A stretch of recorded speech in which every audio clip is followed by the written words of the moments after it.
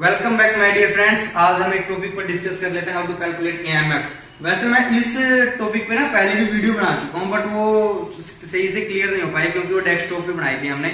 उस पे कमेंट आ रहे हैं कि वो सही से उसमें डिस्क्राइब नहीं हो पाया, तो मैं एक्चुअली आपको सही से डिस्क्राइब कर देता हूँ हाउ टू कैलकुलेट ईएमएफ। या आपको दो एनर्जी मीटर में रिक्वायरमेंट होती है ना। एक तो एलटी सीटी operated energy meter and second is सीटी पीटी एनर्जी मीटर। अब एमएफ निकलेगा कैसे आपका? एमएफ आपका क्या होता है? मल्टीप्लाइंग फैक्टर जो होगा वो आपका होगा parallel MF divide by meter MF. तो इसमें दो केस होते हैं, मीटर का एमएफ है खुद का या नहीं है ना। अब हम केस नंबर 1 देख लेते हैं। Case number 1, if meter have no MF. अब आपको कैसे पता चलेगा कि मीटर का कोई एमएफ नहीं है?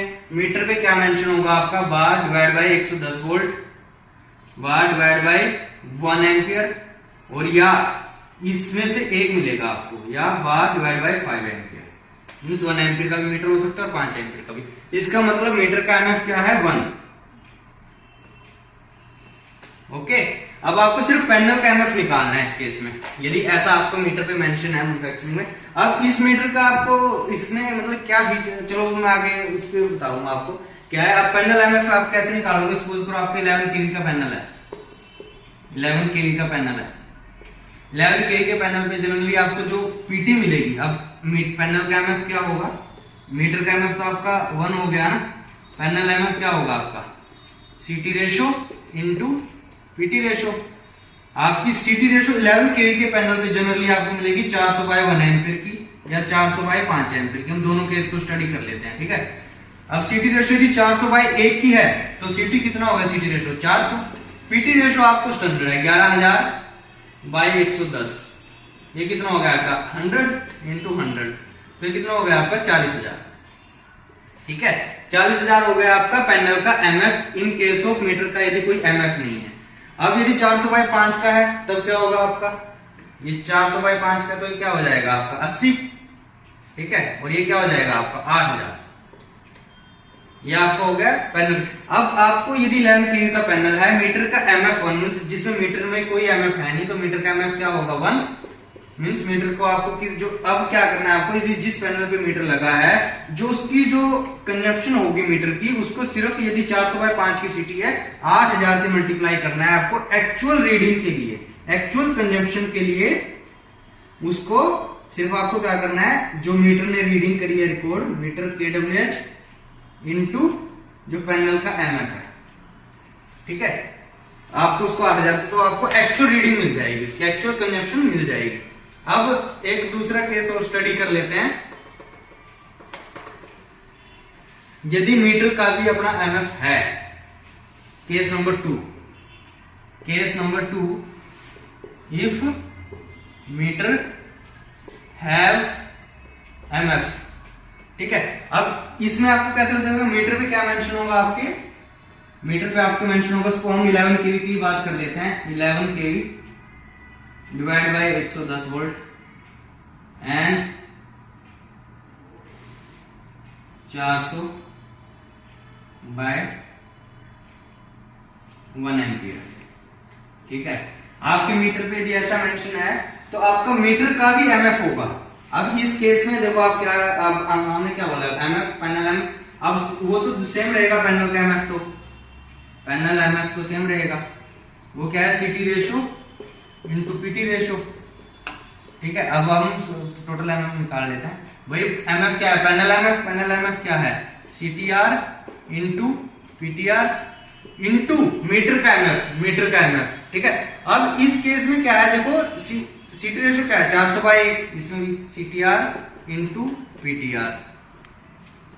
अब यहां पे क्या हो गया आपका? यदि मैं मान के चलता हूं कि सीटी रेशो आपके पैनल पे, क्योंकि आप इस मीटर के, इस टाइप के मीटर की एक लिमिटेशन बता देता हूं आपको, यदि मीटर का एमएफ है, यदि आपके मीटर पे ये मेंशन है 11 केवी बाय 110 वोल्ट, ठीक है, और 400 बाय 1 एम्पियर। आप इस मीटर को सिर्फ 11 kV के पैनल पर ही लगा सकते हो और 400 बाय 1 एम्पीयर की सीटी पर ही लगा सकते हो। मीटर पे मेंशन मिलेगा आपको। इसका क्या बेनिफिट होता था, जब हमारे पास पहले ये रिसोर्सेस वगैरह कम थे, जैसे मतलब डेस्कटॉप कम थे, कैलकुलेशंस नहीं होती थी, क्या करते थे पहले रीडिंग मतलब इंस्ट्रूमेंट कम थे, मीटर को रीडिंग जिससे हम रीड कराते हैं CMRI वगैरह कम थी, तो उसमें क्या था मीटर के इनबिल्ड अंदर MF होता था। उसमें ये फायदा हो जाता था कि जो मीटर में जो रीडिंग है ना वो ऑलरेडी MF से मल्टीप्लाई होके आ रही है।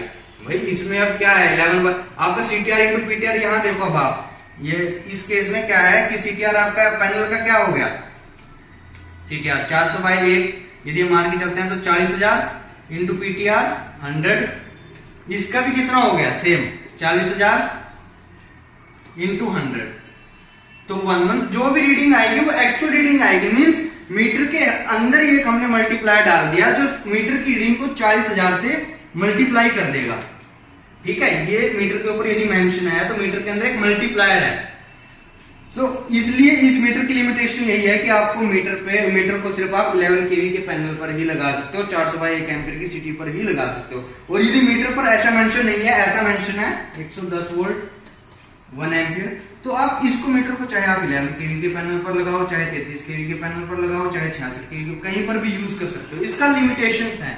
लिमिटेशन इसलिए है कि आपको कैलकुलेशन ना करनी पड़े एक्स्ट्रा, जो मीटर की रीडिंग है वो एक्चुअल रीडिंग है, और यदि मीटर पे ऐसा मेंशन है तब आपको कैलकुलेशन करनी पड़ेगी MF के हिसाब से, क्योंकि इसमें इनबिल्ड हो गया MF। जो मल्टीप्लायर हमें 40,000 अलग से मल्टीप्लाई करनी पड़ती थी वो यहीं पर है।